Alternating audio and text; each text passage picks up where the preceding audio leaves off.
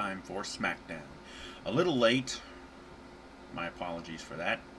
However, see, I was thinking about doing the video last night, which would have been Tuesday night, shortly after the spoilers would have been taped, or the show would have been taped, and the spoilers would have first came out. However, I'm glad I waited, because there was an announcement dealing with SmackDown that came out today, Wednesday. I will get to that at the end of the spoilers. So for right now, let's just get into the spoilers. SmackDown for this Thursday, May 26th, 2016. Again, location, arena, information not found, but the notes, as usual, come from NoDQ.com. SmackDown this week kicks off with an in-ring promo with Michael Cole talking to Dean Ambrose. Kevin Owens ends up interrupting. Owens tells Cole to get out of the ring.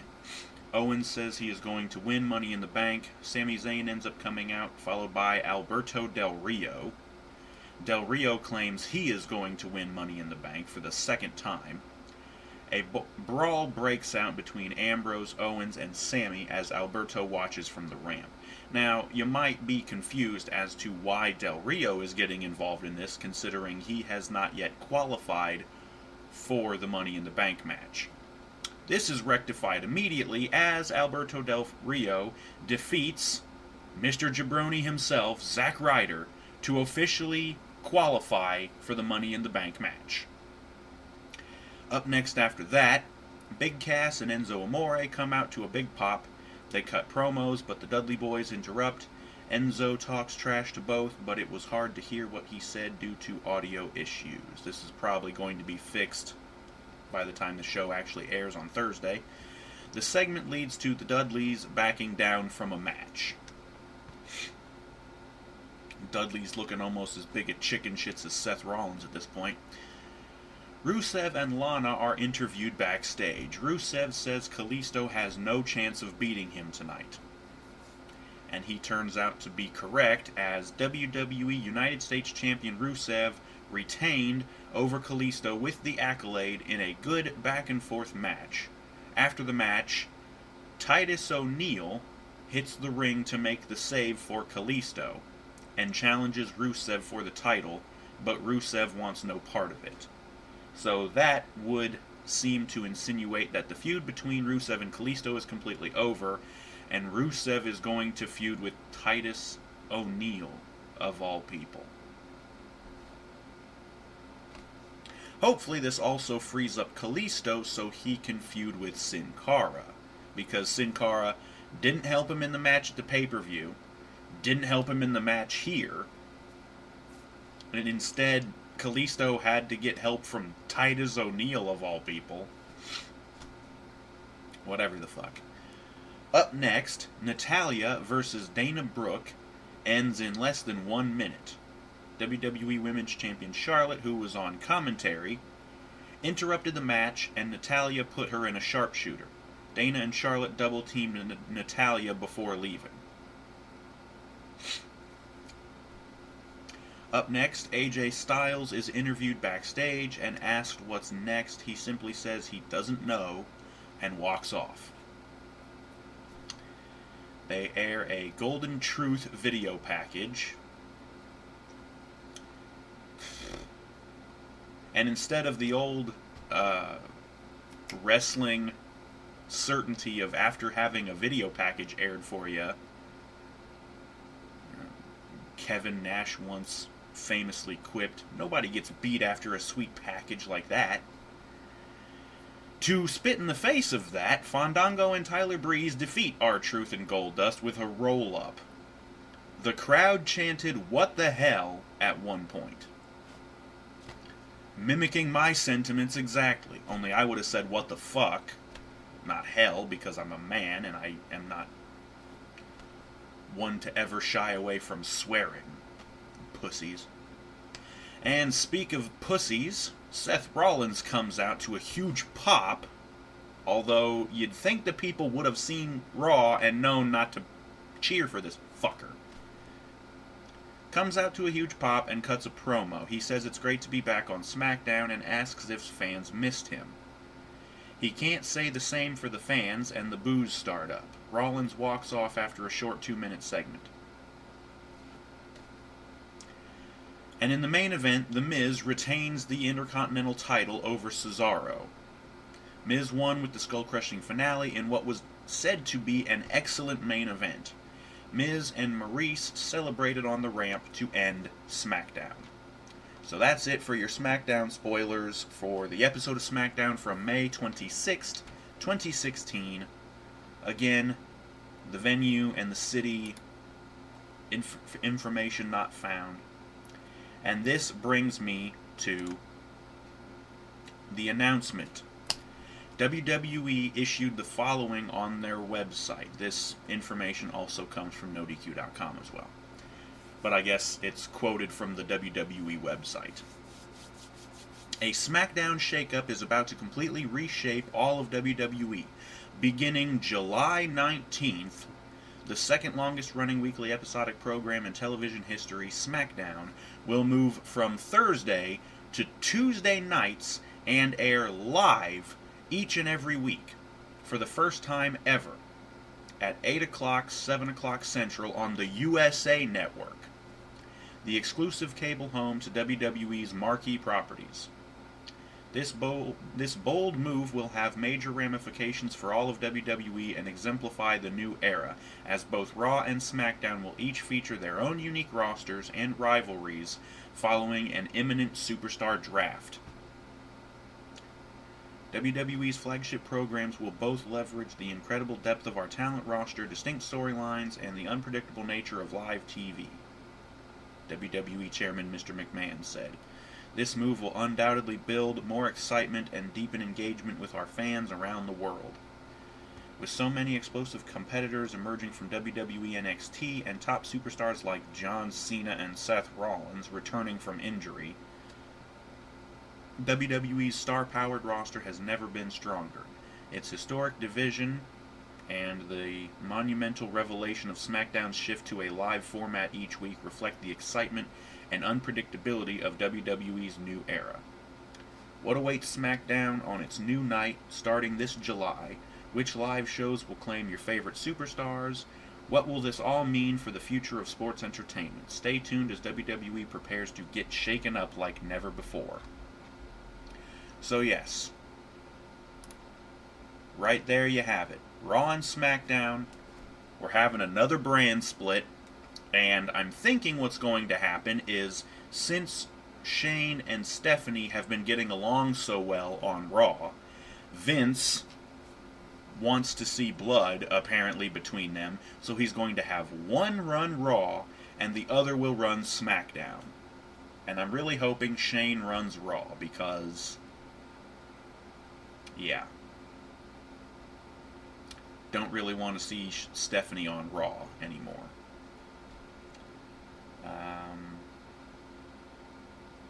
Also, minor little thing, I mentioned, I think on the Raw video, that Cody Rhodes had asked for and been given his release from the company. His wife, the ring announcer Eden Styles, also asked for and was given her release from the company. Her real name is, I think, Brandy something. I'm not sure. Yeah, Brandy Rhodes, or Runnels rather, because Cody's real last name is Runnels, I believe. Yeah. That doesn't really faze me at all, because I don't know if I mentioned it before, but it's been on, I think, the last couple episodes of Raw before the pay-per-view. She was the ring announcer, and when Kevin Owens would come out, she would butcher the crap out of announcing his name, and it was terrible. And on Raw this past Monday, they had Lillian Garcia back, and she's always been much better. It also could be possible that with this new brand split that's about to happen, we may end up with two world titles again. The WWE World Heavyweight title may be split back to bringing back the World Heavyweight title belt as well as the separate WWE title belt.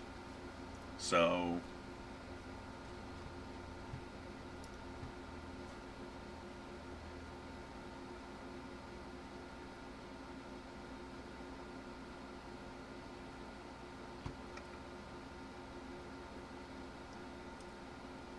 yeah. Yeah, so that could be a thing that might happen. It's not confirmed yet. Also, in other side news, Sasha Banks, who you'll probably remember I've been mentioning that she's been kept off of TV since WrestleMania.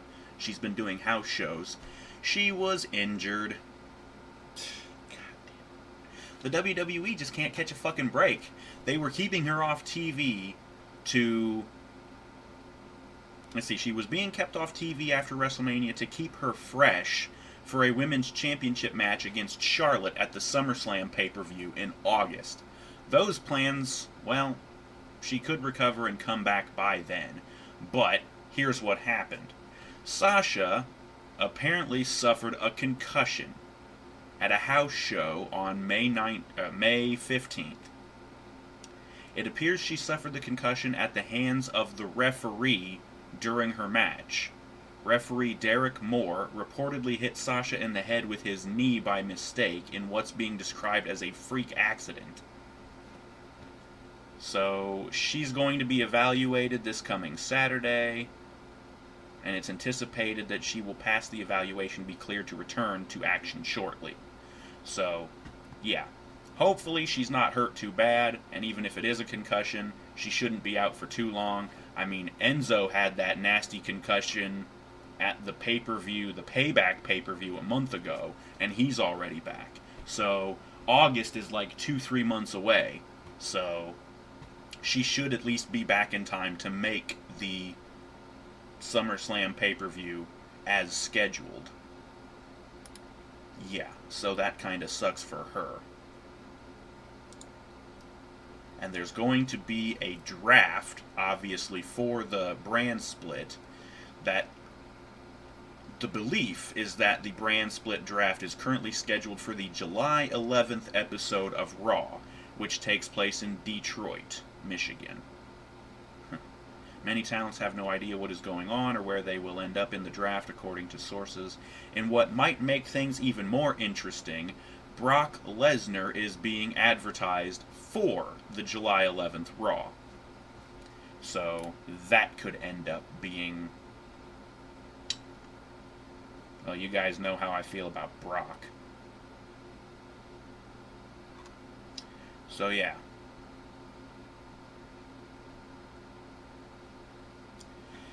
That'll do it for the SmackDown spoilers and other news. I'm actually kind of excited about this brand split idea. Although it will kind of fuck with my format. See, of course, I've been able to do the SmackDown spoilers anytime I wanted before the show airs on Thursday.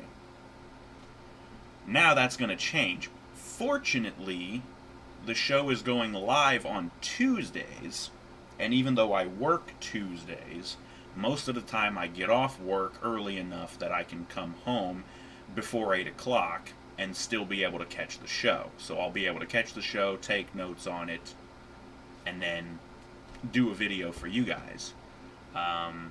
That may not necessarily be true every week because the nature of my job is kind of unpredictable.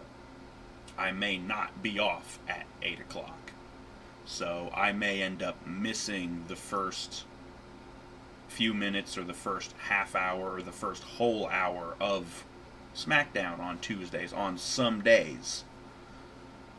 It all depends on when I can get off. Hopefully it won't be so bad and everything will be cool. But if not, I've been wanting to get a DVR sort of thing. No, I don't have one yet. But I have been kind of interested in getting one here over the last couple of years. Can't really afford one just yet. I got so many other things I've been wanting to get. Need to get my computer upgraded, need to get a new TV, 4K TV. Apparently there's going to be a new version of the PS4 being dubbed the PS4K. Anyways. But yeah. I'll have to see about getting a DVR so I can record SmackDown if I can't make it home in time to catch the beginning, or I may even miss the whole damn show on certain Tuesdays. Who knows? But I will try to get home on Tuesdays after work and watch SmackDown and take my notes just like I do for Raw. And then I can bring you those results, review the show as I do with Raw. Fortunately, SmackDown is only 2 hours instead of the fucking slog that it is watching 3 hours of fucking Raw. Ugh. Hopefully they will split the titles up, get an actual world title for SmackDown, leave the WWE title on Raw. No idea what this is going to mean for the tag team division or the women's division. I can't imagine them bringing back the Divas belt just to put it on Raw or SmackDown, whichever one. I'm going to guess it'll be just like it was before, where the women's title would float between the two shows, and the women's roster would basically be shared. The tag teams would essentially be shared between shows, although the original draft, they had 2 different tag belts. There was the WWE tag team titles and the WWE World Tag Team titles. One was on Raw and the other was on SmackDown. Honestly, I wouldn't even mind that, because, again, my feelings on the current WWE Tag Team title belts, I'm not actually sure if I've been very vocal about that. I hate the tag team title belts. They look like glorified pennies. Big fucking pennies with stupid Spartan helmets on them. They look like shit. And the New Day guys should be ashamed to carry those things around. Either of the old tag team title belts would have been preferable over these new ones, because the new ones look like shit. I still remember back to the classic tag team title belts that were around in the 90s. You know, the same belts that the Legion of Doom held, that the New Age Outlaws held, you know. So, I don't know why in the hell they ever got rid of those belts. They looked fine. What was wrong with them? Oh, we just have to modernize things. You have the classic Intercontinental title belt from the fucking 80s and the early 90s. What the fuck? You fucking went backwards with that one. And that one pisses me off, because there's actually a picture. You can probably find it if you Google image search it really quick.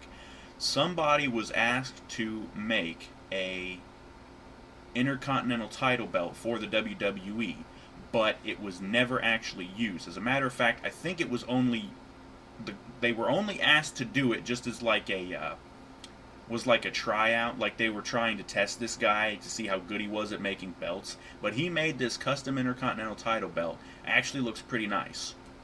And I don't know why they didn't go with that one to replace the old one that they had. Anyways, I'm getting sidetracked. But yeah. Don't know what's going to happen with this brand split. Should be interesting. Although whether or not it's going to be any good remains to be seen. Probably not. Especially if Stephanie is the one running SmackDown. SmackDown will suck with her running the show. Although on the plus side, Raw will be just a little bit better without her on it. Still probably won't be that good at all, but just that tiny little bit better, just knowing that she won't be there. Can we bring in a different authority figure to run SmackDown? Paul Heyman?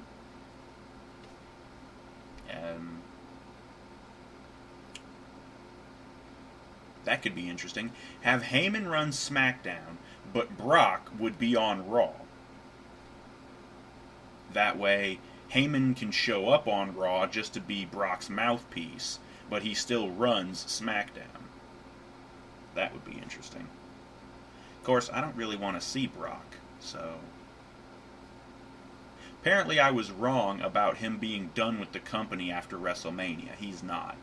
Apparently he signed like a 2 or 3 year deal, and that was only like a year ago. So he's got at least 1 more year, if not 2, before... can't imagine him. Of course, he hardly ever shows up, so... Whatever. This has been your SmackDown spoilers, as well as other news for the WWE. Thank you for watching. Join us next time when we go over Raw, this coming Monday. I believe I heard that Raw is going to be in Atlanta, Georgia. So, there's that. Yeah. That's it for SmackDown. Thank you for watching. And we will see you next time for Raw. So stay tuned for that, and we will see you then.